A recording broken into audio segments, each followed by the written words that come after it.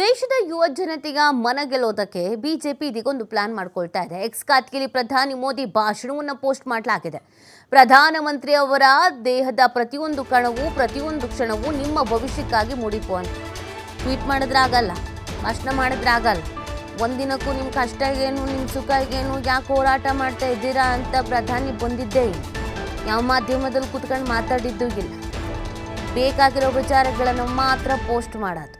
So ಈ ಥರದ ಕೆಲಸವನ್ನು ಮಾಡಲಾಗ್ತಾ ಇದೆ ಅಂತ ಇದಕ್ಕೂ ಅಸಮಾಧಾನ ವ್ಯಕ್ತ ಆಗ್ತಿದೆ. ಬಟ್ ಗೊತ್ತಾಗಿದೆ ಬಿಜೆಪಿಗೆ ಸಿಕ್ಕಾಪಟ್ಟೆ ಡ್ಯಾಮೇಜ್ ಆಗಿದೆ ಅಂತ.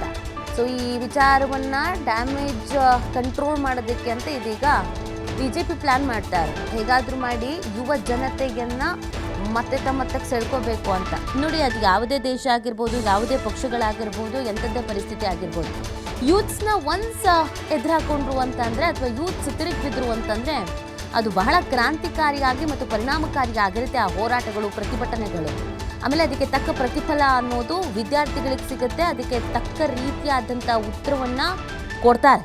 ಸೊ ಹಾಗಾಗಿ ಇದೀಗ ಗೊತ್ತು, ಇದನ್ನು ಇಲ್ಲಿವರೆಗೂ ನೆಗ್ಲೆಕ್ಟ್ ಮಾಡಿರೋದೇ ತಪ್ಪು.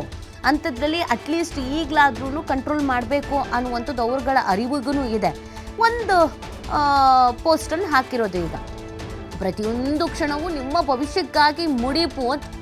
ಆ ಎವ್ರಿ ಸೆಕೆಂಡ್ ಮುಡಿಪಾಗಿಟ್ಟಿದ್ರೆ ಇಂಥದ್ದೊಂದು ದೊಡ್ಡ ಸಮಸ್ಯೆ ಆದಾಗ ಧ್ವನಿ ಎತ್ತಲೇ ಇಲ್ಲ, ಮಾತಾಡಲೇ ಇಲ್ಲ, ಸಮಾಧಾನ ಮಾಡಲೇ ಇಲ್ಲ. ಸೊ ಈಗ ತಲೆಬುಡೆ ಒಡೆದೋಗಿದೆ ಕೆಲವರು ಕೈಕಾಲು ಮುರ್ಕೊಂಡಿದ್ದಾರೆ ವಿದ್ಯಾರ್ಥಿಗಳು, ಪೊಲೀಸರು ಹಾಸ್ಪಿಟ್ಲಿಗೆ ಸೇರಿಸಿದ್ದಾರೆ.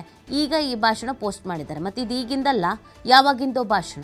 ಪ್ರಸ್ತುತವಾಗಿ ಮಾತನಾಡಿದ್ದ ದೇಶದ ಜನರನ್ನು ಉದ್ದೇಶಿಸಿ, ಯೂತ್ಸನ್ನು ಉದ್ದೇಶಿಸಿ ಹಳೆಯ ಭಾಷಣವನ್ನು ಪೋಸ್ಟ್ ಮಾಡೋದ್ರ ಮುಖಾಂತರವಾಗಿ ತಿಪ್ಪೆ ಸಾರಿಸೋ ಕೆಲಸ ಬಿಜೆಪಿಯಿಂದ ಆಗಿದೆ ಅನ್ನುವಂಥ ಆಕ್ರೋಶವನ್ನು ಕೂಡ ವ್ಯಕ್ತಪಡಿಸಲಾಗ್ತಾ ಇದೆ. ದೇಶದ ಭವಿಷ್ಯಕ್ಕೆ ಯೂತ್ಸನ್ನೇ ಇಂಪಾರ್ಟೆಂಟು ಅಂತ ಯೂತ್ಸ್ಗೋಸ್ಕರ 1-2 ಸೆಕೆಂಡು ಮಾತಾಡೋಕ್ಕಾಗಲ್ವ? ನಿಮ್ಮದೇ ಟ್ವಿಟ್ಟರ್ನಲ್ಲಿ ಪೋಸ್ಟ್ ಮಾಡ್ಬೋದಲ್ಲ. ಅಟ್ ಪ್ರೆಸೆಂಟ್ ಇದು ಹಳೆ ವಿಡಿಯೋ ಅನ್ನೋದನ್ನು ಹೇಳಲಾಗ್ತಾ ಇದೆ. ಸೊ ಹಾಗಾಗಿ ಇದ್ಯಾವುದಕ್ಕೂ ನಾವು ಬಗ್ಗಲ್ಲ, ಜಗ್ಗಲ್ಲ, ಸಾಕು ನೀವು ಮರಳು ಮಾಡಿರೋದು ಅನ್ನುವ ಆಕ್ರೋಶವನ್ನು, ಅಸಮಾಧಾನವನ್ನು ವಿದ್ಯಾರ್ಥಿಗಳು ಹೊರ ಹಾಕ್ತಾ ಇದ್ದಾರೆ. ನೊಂದಿದ್ದಾರೆ ವಿದ್ಯಾರ್ಥಿಗಳು. ಎಷ್ಟೋ ಸಾಲನೋ ಸೂಲನೋ ಬ್ಯಾಂಕಲ್ಲಿ ಸಾಲ ಮಾಡಿಕೊಂಡು ಇನ್ನೊಂದೋ ಮತ್ತೊಂದು ಓದ್ತಾ ಇರ್ತಾರೆ. ಒಂದು ಎಕ್ಸಾಮ್ ಬರೆಯೋದು ಅಂದರೆ ಅದಷ್ಟು ಸುಲಭ ಅಲ್ಲ. ಡಾಕ್ಟರ್ ಆಗೋದು ಅಂತಂದರೆ ಅದಷ್ಟು ಸುಲಭ ಅಲ್ಲ. ಕಷ್ಟನೋ, ತಂದೆ ತಾಯಿಗಳ ಕಷ್ಟ, ಇದೆಲ್ಲ ನೋಡಿಗೆ ಇನ್ನೇನು ಎಕ್ಸಾಮ್ ಬರ್ಬೇಕಾದ್ರೆ ಲೀಕ್ ಆಗಿದೆ ಅಂದ್ಬಿಟ್ಟು ಪುಕ್ಷಟ್ಟೆ ಸುಮ್ಮನೆ ಕುತ್ಕೊಬಿಟ್ರೆ ಆಗ್ಬಿಡುತ್ತಾ? ಆಕ್ರೋಶ ತಾನೆ. ಆಮೇಲೆ ಇದೇನು ಮೊದಲ ಬಾರಿಗ? ಇದು ಹಾಗಲ್ಲ, ಬೇರೆ ಬೇರೆ ಬಾರಿಯೂ ಕೂಡ ಇದೇ ಥರದೊಂದು ಪರಿಸ್ಥಿತಿಯನ್ನು ಎದುರಿಸಿದ್ದಾಗಿದೆ. ಇವರೇನೋ ಮರುಪರೀಕ್ಷೆ ಅಂತ ಹೇಳಿಬಿಡ್ತಾರೆ. ಎಷ್ಟೋ ವಿದ್ಯಾರ್ಥಿಗಳು ಸೂಸೈಡೇ ಮಾಡ್ಕೊಬಿಟ್ರು. ಆ ವಿದ್ಯಾರ್ಥಿಗಳ ತಂದೆ ತಾಯಿ ಕತೆಗೇನು, ಅವ್ರ ಜೀವನದ ಕತೆಗೇನು? ಮಕ್ಕಳ ಭವಿಷ್ಯಕ್ಕಾಗೆ ಬದುಕಿರ್ತಾರೆ, ಮಕ್ಕಳ ಭವಿಷ್ಯದ ಮೇಲೆ ಡಿಪೆಂಡ್ ಆಗಿರ್ತಾರೆ. ಎದೆ ಎತ್ತರಕ್ಕೆ ಬಂದಿರುವಂಥ ಮಕ್ಕಳು ಸೂಸೈಡ್ ಮಾಡ್ಕೊಳ್ತಾರೆ ಅಂತ ಅಂದಾಗ ಹೆಂಗೆ ಉತ್ತರ ಕೊಡ್ತೀರಾ? ಈ ಉತ್ತರ ಕೊಡೋದಿದ್ರೂ ಮೊದಲೇ ಕೊಡಬೇಕಾಗಿತ್ತು. ಇಷ್ಟು ದಿನ ಏನು ಮಾಡ್ತಾಯಿದ್ರಿ ನೀವು? ಈ ಮಟ್ಟಿಗೆ ಆಕ್ರೋಶ ವ್ಯಕ್ತ ಆಗೋ ತನಕ ಏನು ಮಾಡ್ತಾಯಿದ್ರಿ ನೀವು? ಪ್ರಶ್ನೆ ಅಲ್ವಾ? ಹಾಗಾಗಿ ಅಸಮಾಧಾನಗಳು, ಆಕ್ರೋಶಗಳು ದಿನದಿಂದ ದಿನಕ್ಕೆ, ಕ್ಷಣದಿಂದ ಕ್ಷಣಕ್ಕೆ ಹೆಚ್ಚಾಗ್ತಾನೆ ಇದೆ.